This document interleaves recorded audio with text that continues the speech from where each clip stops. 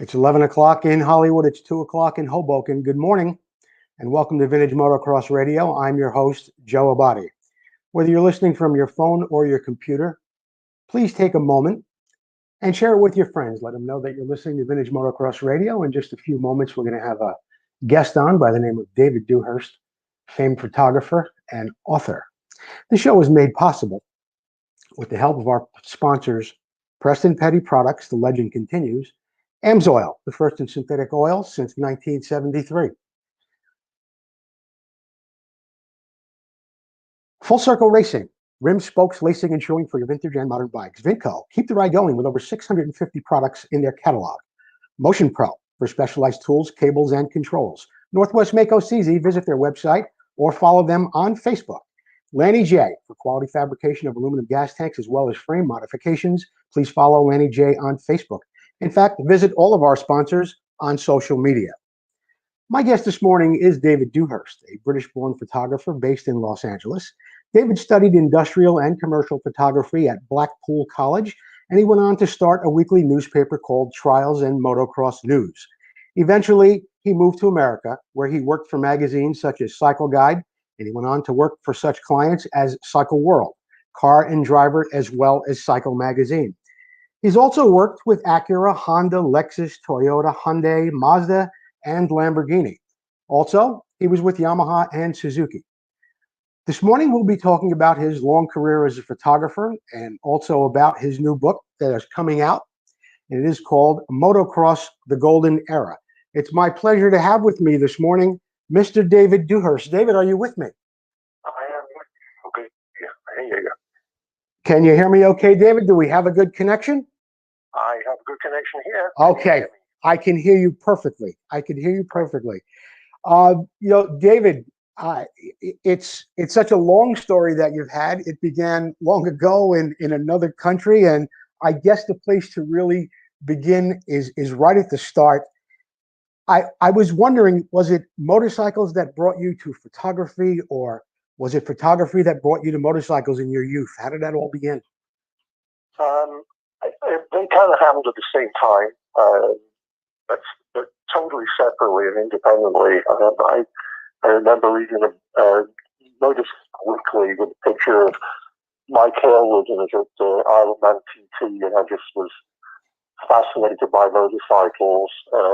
Around that same time, I became really interested in photography. And my parents didn't want anything to do with motorcycles. They did nothing to encourage me, but they did encourage me with the photography. So initially, I got to shoot some motorcycle stuff. That was kind of the initial connection. But that quickly became my full-time business, because from an age of probably 15 years old, I was shooting motorcycle races, and quickly kind of got into shooting for Motorcycle Weekly, which was the one of two big national motorcycle newspapers in England at the time. Doesn't exist anymore, but so I was shooting a lot of mainly road racing pictures. So my mom would have to drive me to races and do stuff because I couldn't drive, which was brilliant of her. So that was my initial connection with photography and motorcycling way back then. Now, you mentioned too that you had a motorcycle. Did you do a bit of racing in your youth back in those days?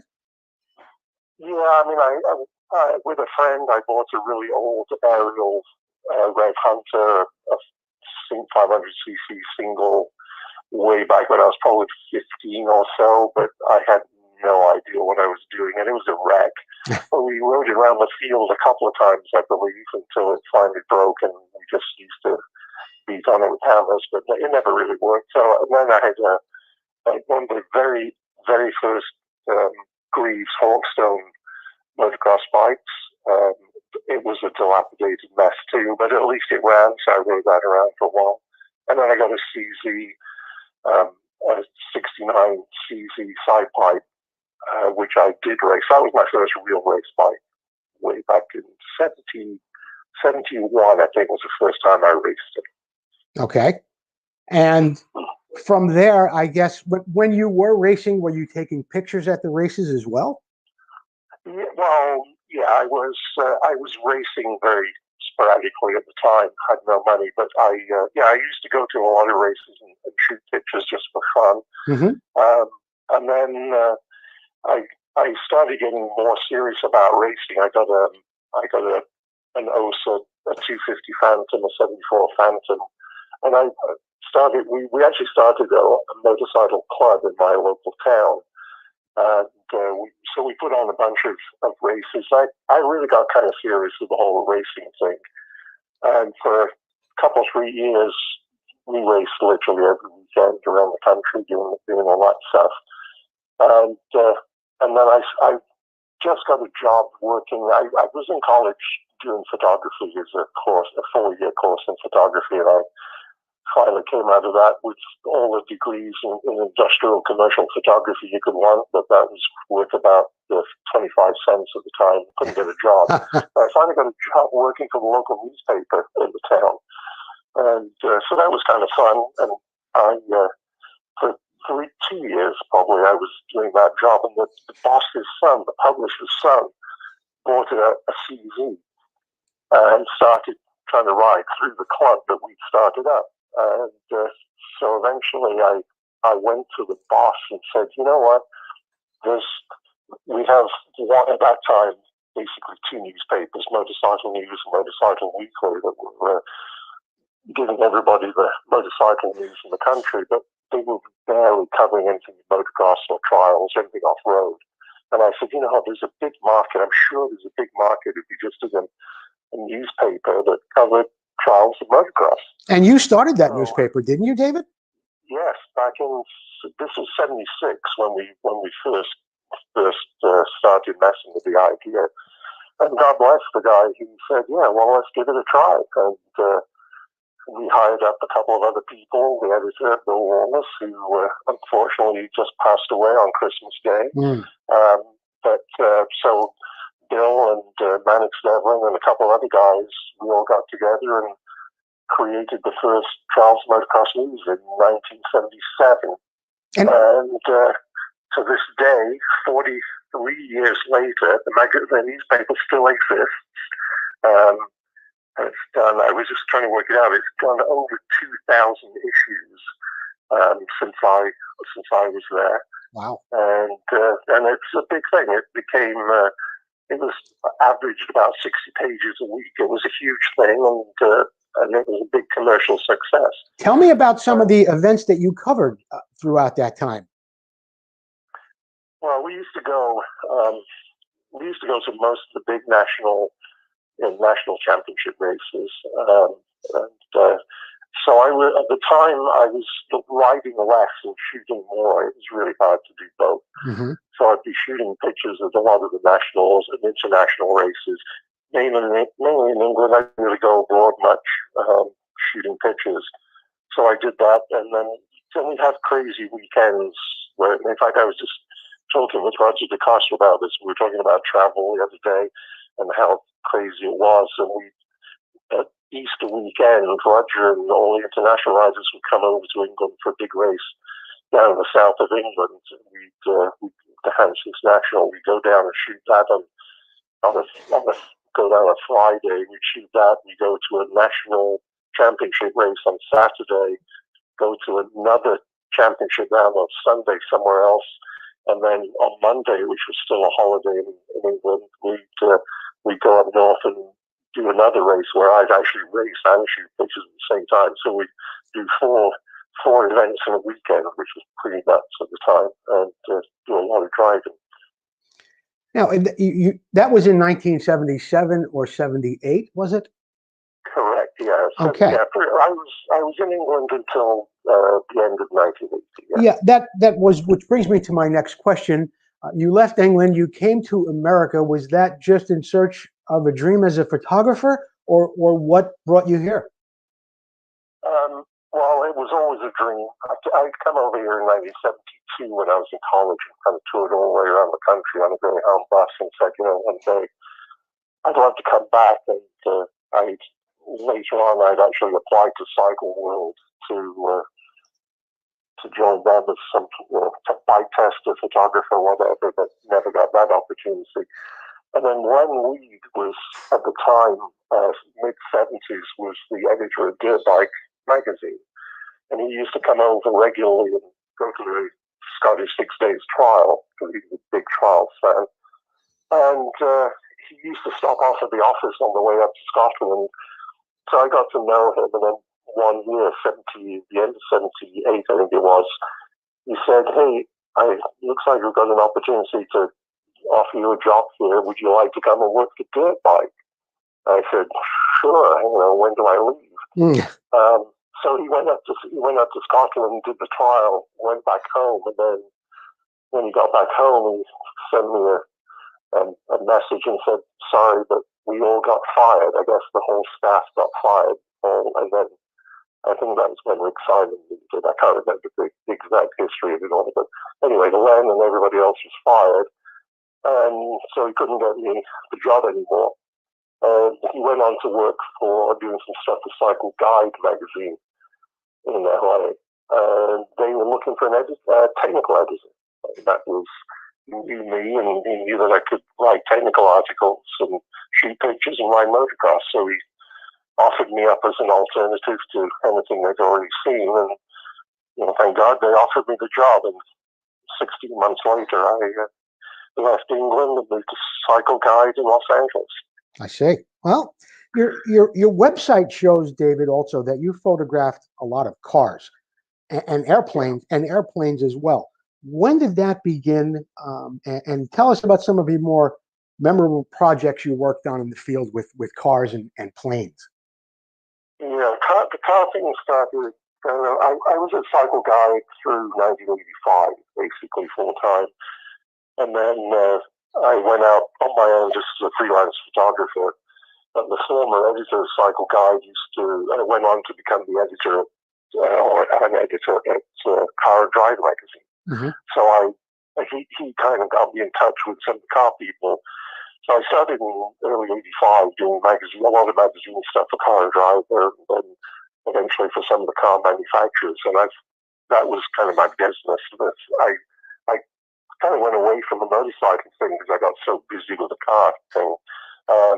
And that was basically my bread and butter for the next 35, 40 years. And so I ended up working for pretty much all of the major car manufacturers, but with a heavy emphasis with Toyota, Lexus, and Honda, who were all kind of close by here in Los Angeles. So I did a lot of stuff for the manufacturers over the years. And then aviation was I got really, really interested in flying, learned to fly, and kind of just wanted to kind of do as much as I could in that industry, but realized that there was no money, and it was a funky business to get into. So I was out of that fairly quickly. But so you have a pilot's license too, David?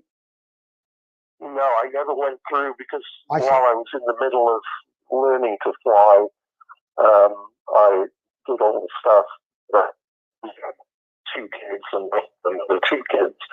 So kids and money don't always go together, and I ran short of the old cash just to do flying. So I didn't really end up pursuing that beyond getting my license, which was kind of a shame.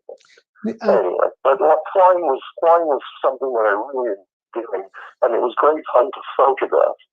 But the problem was doing it for the magazines was kind of scary because they have no money and they didn't employ professional pilots or whatever to do the photography. So we were always shooting out of a little Cessna 172 or something head out the side of the window, and usually the pilot of the plane we were photographing was the guy that owned the plane, who probably had little or no experience. So we got into a few kind of weird and scary situations in the air. That was eventually what stopped me flying. Photographing aviation we were shooting something out of Camarillo Airport here in Southern California. The idea was to get the plane wings vertical for a cover shot, so it was a big vertical picture with the wings going straight up and down. and we kind of planned this whole thing out on the ground, and I was going to wave my hands around, and so the guy behind me had to pitch the plane on its side. And he told us he was an ex-Marine, whatever, some professional Marine pilot from way back. And so we were flying over the ocean, and I'm waving my arms, and he starts flipping it from side to side, but not getting even close to vertical. So I'm waving my hands even harder and harder, and so eventually the guy starts getting the thing close to vertical, and I'm getting a couple of pictures, and then I realize the guy's gaining on us at a very rapid rate of knots from behind. And if I hadn't said anything, he would have basically taken the tail off the airplane. So I screamed through my headset to the pilot, brake left, brake left, brake left, and sort of dived down out of the way. And the guy flew essentially right through where we'd just been a couple of seconds before. And at that point, I said, you know what, this isn't worth whatever they're paying me to do this stuff. So we eventually quit the aviation business. Was that about the most dangerous thing that happened to you while taking photographs, or have you had any other near close calls, either at a car track or a motorcycle race? Anything else where it's been dangerous? We've had a few close. Cars are the scariest thing because when cars get out of control, they can go anywhere. Motorcycles usually keep going in whichever direction they were going when everything went bad. Cars tend to suddenly flip and spin, and they can go inwards, outwards. So we've had a couple of close calls with cars that kind of went sideways and then flipped and did things. So, of course, I once had a photographer friend of mine, Rich Cox, who used to work at Motorcycles magazine. He once volunteered to be a photo model for us in a 2-bike shoot we did at Cycle Guide. And I was sat on the outside of a berm with a big wide-angle lens, and I had the two guys coming over this jump, just kind of picture sideways or whatever. So he did just that. Rich was nearest to Suzuki up, and it's burnt into my memory. He came over the hill completely sideways, and the rear tire of his Suzuki broke the filter off the front of my lens. That was to my eye at the time. So that's probably the closest I've ever come to actually dying. That was over in a heartbeat, but yeah, that was scary. Now, you just mentioned another photographer, and I was wondering, as far as photographers go, who are some others whose work you admire? Well, there were a bunch of guys in the 70s, late 60s, early 70s, when I was growing up in Science Dewhurst in England. There were, like Cecil Bailey, a guy called Nick Nichols, who was big at the time, and Brian Holder. They were kind of people that taught me a bunch of stuff. I, got to meet them and know them, so they taught me a lot, and they kind of changed the way I shot cycles to learn to understand the bikes and shooting them. But later on, when I came over here, Dave Hawkins was a brilliant photographer that worked for Cycle magazine, and he was just amazing. Went on to do a lot of stuff for American advertising stuff. He was a great guy. And then somebody probably notified people might have heard of his Fran Kuhn, who eventually went on to do Motocross Journal magazine for a while, for a year or two. Fran was just amazing as a photographer.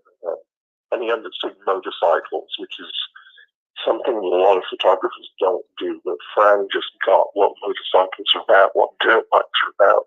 Just knew how to capture the moment. And that's the hard part about motorcycles is just, it's all about capturing just a split second, which a lot of people don't quite understand that these days. David, I know very little about lenses, films, photography. Of course, I just take my phone like so many other people do today and snap away, and hopefully you get a good picture now and then. So what I did was I contacted two people that you know and that I'm friends with also, Scott Hybrink and Scott Cox, and I asked them what they thought that I should talk to you about. And oddly enough, they both basically asked me or said that they wanted to know more about the same topic. And they wanted to know, and I wanted to know too, when you switched from film to digital, how did it change the way you photographed cars and motorcycles?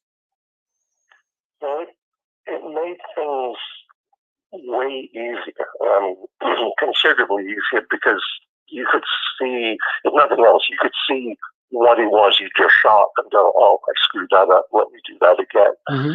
Back in the film days, you had no clue until 2 days after the event what you got and what you didn't get. So shooting back in the film days was more of an art form, and that you really had to think about what it was you were doing, exactly how you were doing it. You only had so many rolls of film at your disposal at any one event, so you really had to be careful how you did it and think about it. When it went to digital, it was just a case of throwing a memory card and just shoot crap out of everything, basically. That was the mentality. But luckily, I'd grown up in the film days, so I tended still to not shoot.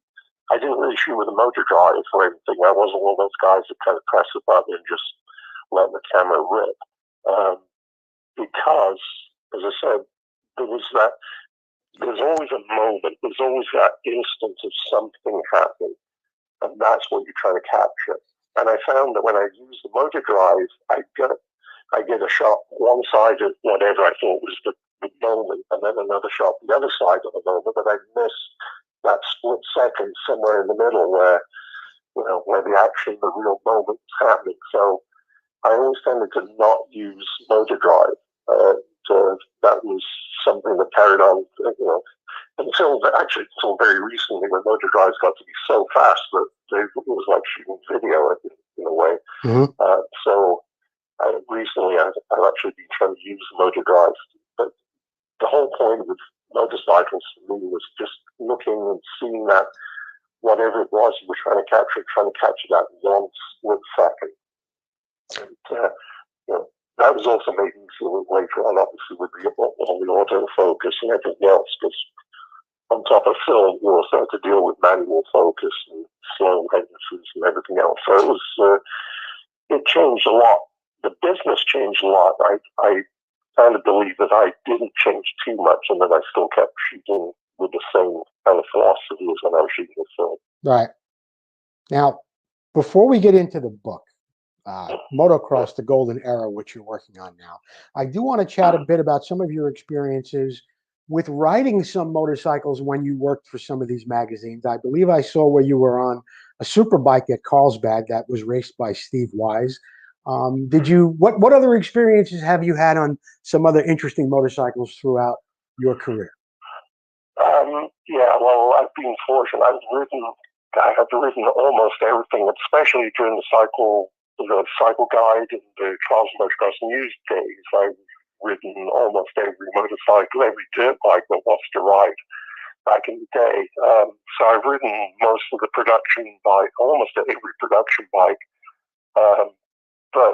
And then the more memorable ones are obviously the ones that weren't production bikes. Like I rode Dave Thorpe's factory 500 Kawasaki back in 78 or 79. Mm-hmm. I can't remember what year that was now, but which was a monster. But that was kind of a special weekend in that it was the full factory treatment. It was for a story for the newspaper, so I just rolled up in my car and the full factory van was there with mechanics and the bike, and it was like being Dave Thorpe for a weekend.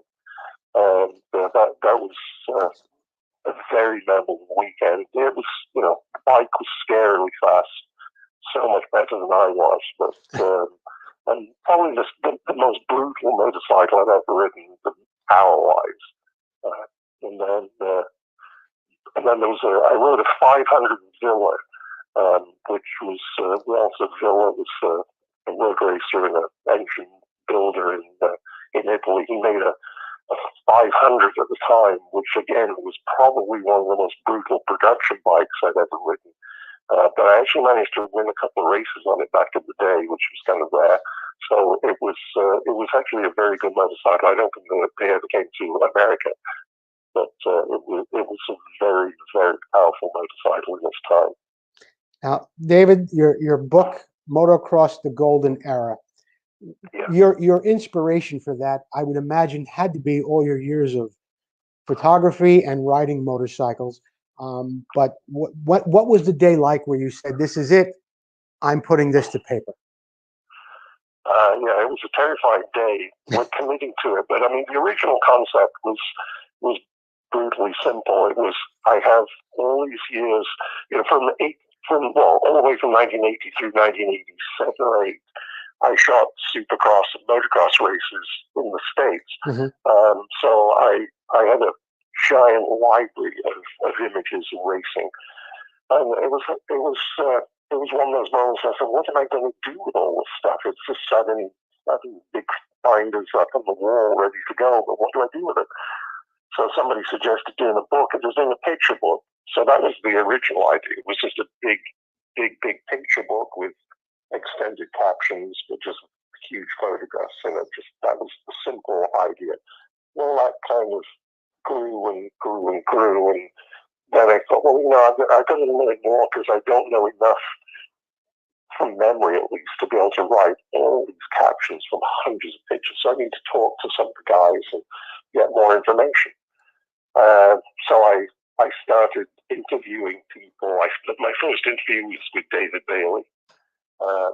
And I've done a lot of video production during the years as well as doing still photography. So I decided, well, I'll just videotape all of the interviews so that I have the audio and I can just transcribe all that. But also I can maybe use some of the video later on as just a tease for the book, and just use that on the internet. So I was videotaping all these interviews. So first it was David Bailey, who's probably the most interesting interview I've ever done.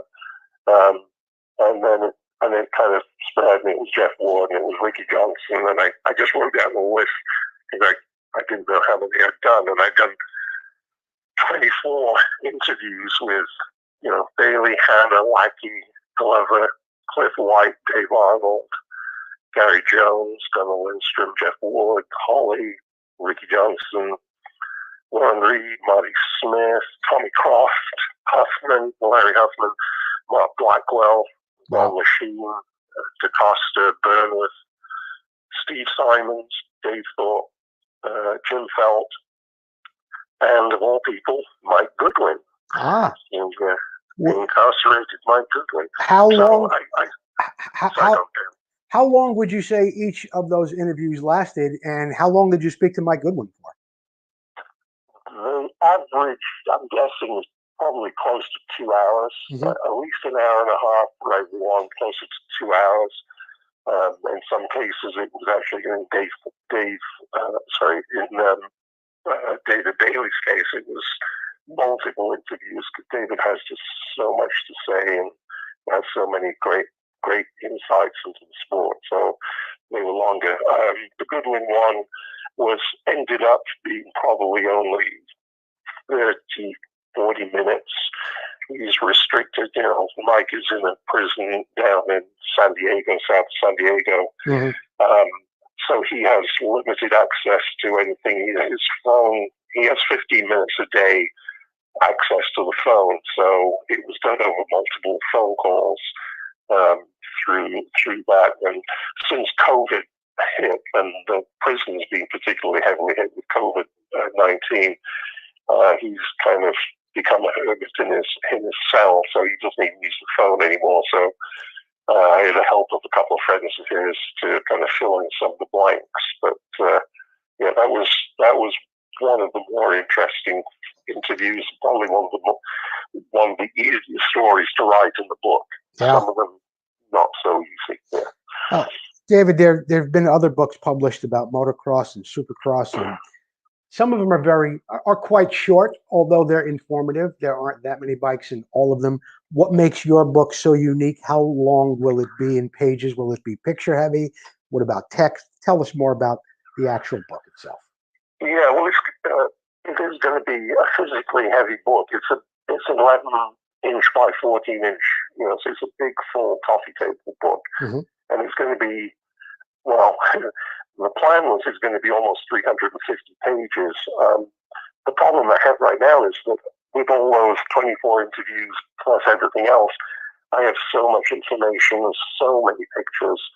I don't know how the heck I'm going to squeeze everything into the book. And that is the biggest problem I have right now. And heavy, basically, as far as filling the pages. So some of those people, regrettably, won't end up with interviews in the book.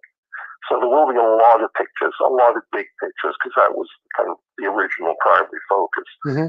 But then again, I just finished, for instance, writing the chapters.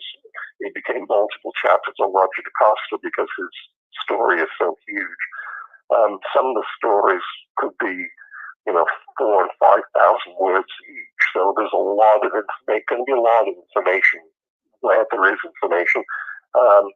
And the idea is to really kind of give people a sense of what it was like, or to remind all the people that already know what it was like, but to remind them what it was like during the 70s and the early 80s, when it was, the sport was changing so rapidly. Everything was just exploding day by day.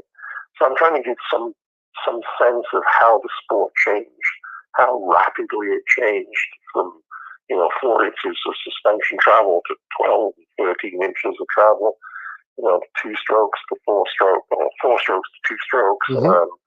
and all the other huge technical innovations. So I'm going to cover a lot of the riders. I'm going to have a lot of pieces about bikes. I photographed a lot of factory bikes recently, and I have a bunch more that I'm going to photograph. And as I photograph them, I've found even more hidden away in people's garages that nobody really knew about. So I'm trying to get as much information in here as possible. As you say, other books have done kind of limited, slim looks at that, razor thin bits of information, basically, very concentrated. This is trying to show as much information from that huge period, from, it's basically 70 through 86, when the factory bikes went away. And just trying to get as much information in there as I can. David, with the list of people that you just mentioned, something came to mind. And while many of your subjects in the book, of course, they've been interviewed many times, there's someone who is very outspoken. We've probably heard his voice more through Supercross over the years than anyone else. And I often wonder what it's like to interview someone who has done so many interviews. And who I'm talking about, of course, is Larry Huffman.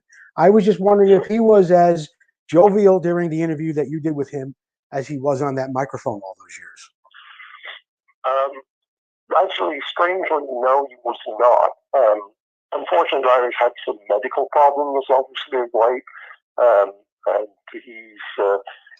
he was in the middle of a down period just prior to some operations he had on his foot.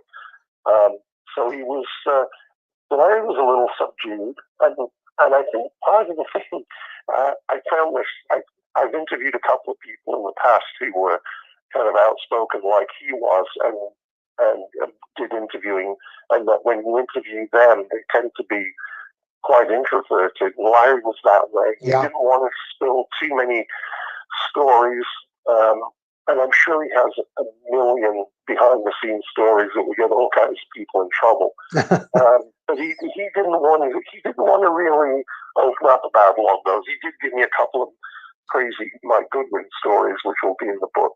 But he didn't want to open up about the riders. I think he's very protective of the guys that he interviewed and got to know during that period. And I think that was what made him a little nervous about saying too much. But yeah, I was disappointed in that he just didn't open up as much as I was hoping he was going to do. Yeah. Also, on your website, you have some paragraphs that are very, very interesting, where it says that some riders feared each other and some of them actually hated each other. I wouldn't want you to get too into detail and spoil any of the book, but can you tell us a little bit about maybe some who really hated each other on the track? Yeah, well, I think Hannah is a great example, obviously, as everybody can probably imagine, of hating a lot of people. And it was in part he really did hate some of those people. But it was also, in his case, as with a lot of other riders, pulling down this veil between himself and everybody else. Mm-hmm. He could not be friends with anybody and then go race them out on the racetrack hard, because it was something he couldn't get his head around. How can you be friends with somebody and then take them out in the first corner? So there was always that kind of veil that he had to put up to stop being friends with people. For instance, Roger DeCosta was Hannah's biggest hero. Absolutely worshipped him, still does to this day. And he always wanted to be Roger DeCosta. Suzuki once had one stories in the book, but Suzuki had a full-size cardboard cutout of Roger that he used to use at events and everything. And Bob remembers very clearly going into a Suzuki event where the DeCosta poster was in the corner, and everybody was pointing at the DeCosta and talking about Roger DeCosta, blah, blah, blah, blah, blah. And it pissed him off so much because he realized they loved DeCosta so much. And he said, at that moment, I knew I wanted to be Roger DeCosta. I wanted that cardboard cutout of Hannah the Hurricane. So he was a total admirer. He was in love with the whole persona of Roger DeCosta. But when he went to races, he had to hate him. So he had a punch bag, a speedball that he used to hang up in the back of his truck with a picture of Roger DeCosta on the speedball and Roger's face smiling at him. And he used to go over and just beat the crap out of the speedball before the races. And it was just trying to psych himself up to be able to beat his hero. So there was this weird dichotomy. It was, I love this guy, but I gotta hate him to go out on the racetrack and beat him. And so that was kind of interesting. I think it is. A lot of the guys were, there's a commonality. All of the guys that really, really made it had this absolute belief in their own ability when they got to the line to win races. They absolutely, to a fault, knew that I can win this race. There were some guys, I won't mention who, there were some guys who didn't make it all the way to the top, didn't become superheroes, who always appeared to have this slight doubt in the back of the mind. It was, Hannah might be able to beat me, but I'll be second. Or, Glover can beat me, and then maybe I can be third. And the difference was, you talk to a Bailey or a Ward, a Ricky Johnson, they all knew when they went to that start line, no matter who was alongside them, they knew that they could win that race, and they were going to win that race. That was the thing. And it was the guys that just didn't quite have that total self-confidence that seemed to not quite make it all the time. No. David, there was something else that I saw on your website, and it spoke of Honda's dominance in 1984, of course, with Hannah Lashino, Mara, and Bailey, and the production rule, of course, coming into play the following year. Do you feel the AMA's rule, did it really level the playing field? Because the riders all still had that drive, but where do you feel that if it helped or if it hindered anything? I don't. I've had this conversation with a bunch of people, and a bunch of people right at the top of the sport who were, directly involved in a lot of this decision making. They all agreed that it took a lot away from the sport. Mm-hmm. It took the excitement away from the sport. And the reality is that if your average Joe rider, if you gave me David Bailey's 500, mid-80s 500, I wouldn't be able to win races on it. If you gave some average rider Bob Hanna's 250 RC, trick as it was, it's not going to make him win races. Mm-hmm. In this sport, as Jeff Ward said, in motocross, the rider is 80% of it. The bike's probably 20%. He said, you can win a race with a flat tire. He said, but you go and drive an Indy car in Indianapolis, and the minute the tire starts to go even slightly low, just park it because you can't make up for the car. In motocross, the rider makes up for everything. So everybody agrees. I've asked the same question pretty much of every professional rider I've interviewed, and they all agree. It doesn't matter. Hannah on Supercross is on production YZs. Yes. In years when his factory bike was probably not as good or equal to the production bike, and so it changed the sport financially. It meant that some of the factories could probably spend less money and be a little closer mechanically, but I think it took so much away from the sport, from an excitement and just a showman kind of standpoint, that it just it ruined everything in many ways. I agree. I agree, and it makes me also.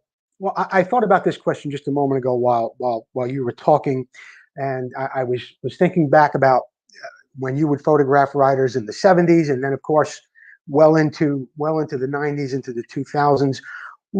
What did you? How were riders responding to your photographs? In other words, today at a Supercross, because things are instantaneous and they can see the pictures immediately, do racers hover around to see your pictures, to get to your website, to buy them? Is it a different thing than it was back before they were able to do that? Well, yeah, I mean, I used to give riders photographs. It was a lot more casual back then, and the riders, obviously back then were just basically sticking them on the wall at home, I guess, or the inside of the box then, because there was no internet, there was no Instagram to be filing these pictures to instantly. So yeah, it was very different. But everything about the sport was so different back then. As much as the factory rule or the lack of factory bikes changed the sport, I think the whole corporate thing and to a certain extent the whole digital world has changed everything. And back then things were so casual way back, and you had people like Hannah and Ricky Johnson who were so outspoken. They would just speak their mind and do whatever they thought was right. Today it's become such a corporate event that nobody wants to say anything in case they upset a sponsor or whatever it is. So that's the biggest single change for me, is just the corporate side of things has tamed everything down to the point where compared to early '80s, it is so boring now to me. Without a Ricky Johnson or a Bob Hannah, just grabbing the microphone out of Larry Huffman's hands and saying that the AMA is stupid for making this Rodal Cup look like it is, and having everybody start from the back of the grid, and none of that spontaneity is out there anymore, and I think that's taken so much away from the sport. Will your book include innovations that were found on production bikes too, David, such as water cooling and single shock, or is it going to be heavy on the works bike scene? It will be heavy on the works bike, obviously, because that's where the kind of the excitement was at the time.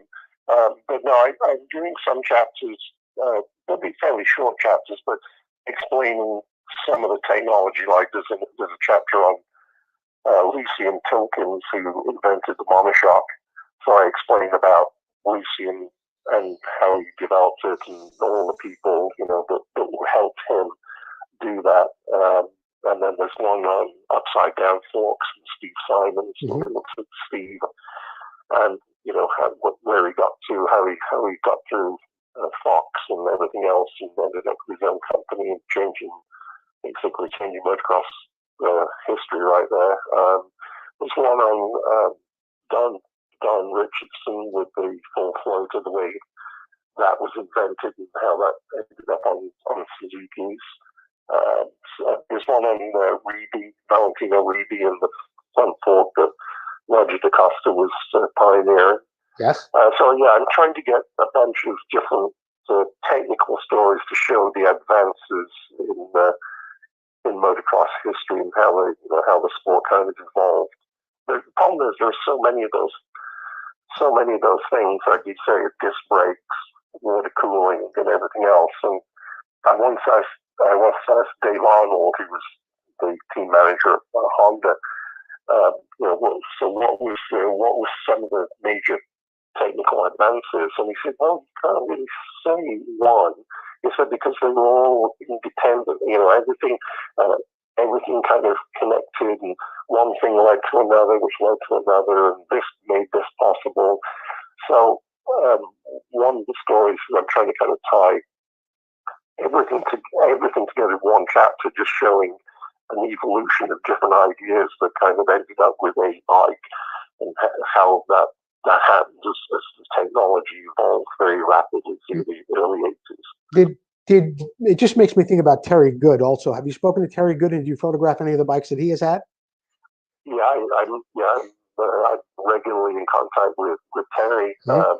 I have not photographed his bikes yet because we're waiting until winter ends in Chicago so that I can go there and shoot pictures outside without freezing to death. But yeah, I'm going to go and photograph a bunch of stuff. He's been extremely helpful in providing both information and photographs. For those who don't know Terry, he has a huge collection of very significant factory motocross bikes. He just bought Roger DeCosta's collection of Suzuki's, all of the bikes that Roger had, and these photographs. And Roger's just left with one bike from 1976, his last championship bike. But Terry has this huge collection, and he's trying to develop a big museum, giant building somewhere in Illinois near Chicago, where he's going to have all these bikes on display. COVID-19 is obviously causing havoc for that, but Terry has so much information, so much knowledge. The guy is just an encyclopedia. Yeah. And he's been helping me a lot with trying to figure some of this stuff out. Well, David, when can we expect the book to be out? Any idea? Well, I expected it to be out about 6 months ago. Okay. But it's become such a huge project, and COVID's kind of slowed things down, interviewing people. So I'm hoping by July of next year, they'll hold me to this, but by July of next year, we should have this thing out there and ready to go. We're going to have two versions. We're going to have a less expensive basic version, and then we're going to have one that's going to be in a box set with some fine art photographs included inside it, and hopefully a bunch of rider signatures and autographs inside it, stuff like that. So that's we're working for the end of July 2021. Okay. Now, is your family part of that, David? How much does your wife, and I believe you have two boys, are they helping you with that as well, with the book? No, they're not. This is just me in this room, surrounded by piles of pictures. My wife, God bless her, was heavily involved back in the day when I was racing and doing all that stuff, but she no longer wants to be. She's had enough of motocross and all that kind of entails. Unfortunately, my kids never became really interested in motocross. They rode some bikes early on, but they got into soccer and became very good at that. So they've not really been involved in the motocross thing at all. Okay. It was Helmut Newton, a very famous photographer, who once said that his job as a portrait photographer was to seduce, amuse, and entertain. I was wondering if you felt that your job as a photographer with cars and motorcycles was the same. I'm not sure about the seduction part of it, but I'm hoping I amuse and entertain people. As I said, it's motorcycle photography is so different to everything else. When I went shooting cars, I had to kind of almost relearn what to do in photography, because the shooting sheet metal and cars with nobody over was a very different animal to motorcycles. But motorcycles is such a unique thing to photograph, and it's something that I've done literally for about 50 years now. And I'm trying to, I'm hoping that I've captured enough magic moments there that people will be entertained for sure by the book. That was my next question too, is what is it you'd like your readers to feel after reading the book? Well, I hope people learn something. I hope I certainly learned a huge amount from doing the book. Yes. And there's so much motorcycle history that's kind of hazy and not very well documented. So I've been just going deep into this thing, trying to sort out some of the myths and the untruths. And I'm hoping that when people finish the book, they feel like they have a little bit better understanding of what went on between 1970 and 1986. Mm-hmm. That's my main goal. But I'm sure there'll be a lot of people who know more than me who will go, yeah, this guy doesn't know what the hell he's talking about. But I tried very, very hard to kind of clarify a lot of stuff, which has been really hard to find out. Like, information about CZs, real information about CZs and early Greaves motorcycles, and dates and times and stuff. A lot of that stuff is very hard to come across, and so it's been for me an education. I hope some people will feel the same way, that they kind of learn something and get entertained by the book. Well, I'm certainly looking forward to it. The book, of course, is Motocross, the Golden Era. And my guest this morning has been David Dewhurst. David, if there's anything else you would like to tell our listeners at this time, if there's something that I've maybe overlooked or something that you want to tell them about your website or any social media connection, please take a moment to do so. Okay, thank you, Joe. Yeah, if people want to go to Motocross, the Golden Era, the website, it's all one word, Motocross, the Golden Era. You can go and subscribe there. If you subscribe to the page, we'll add you to the list. I send out monthly newsletters, and I give away photographs, T-shirts, and stuff every month. If you don't do that, and if you can just follow me on at Motocross the Golden Era, again, one word, on Instagram, again, you'll find a lot of the pictures that are going to be in the book, and the pictures on both those sites. Every picture I post is something that I've shot, so I don't post other people's pictures. So they're all unique to me, and I hope people enjoy looking at them. David Dewhurst, thank you for being my guest today on Vintage Motocross Radio. Thank you, Joe. It's been fun. Happy New Year, David. Same to you. Bye-bye. Bye-bye. My guest this morning has been famed photographer and now author David Dewhurst. And this show, of course, was made possible with the help of Preston Petty Products. The legend continues. Ems Oil, the first in synthetic oil since 1973. Full Circle Racing for rims, spokes, lacing, and shoeing. For your vintage and modern bikes, see Tom McAllister at Full Circle Racing. Vintco, keep the ride going with over 650 products in their catalog. Motion Pro, for specialized tools, cables, and controls. Northwest Mako CZ. Visit their website or follow them on Facebook. And, of course, Lenny J, for quality fabrication of aluminum gas tanks and frame repairs. Follow Lenny J on Facebook. Don't forget that this Wednesday, we'll be doing another Vintage Motocross Q&A. That'll be at 6 p.m. Pacific Standard Time. I hope you could join me, and I hope you were there last week when we gave away that 1983 Honda CR250. Congratulations to Tony Bender from Nebraska. This is Joe Abadi. Thank you for listening to Vintage Motocross Radio. A belated Merry Christmas to you all, and an early Happy New Year. Enjoy the rest of your day.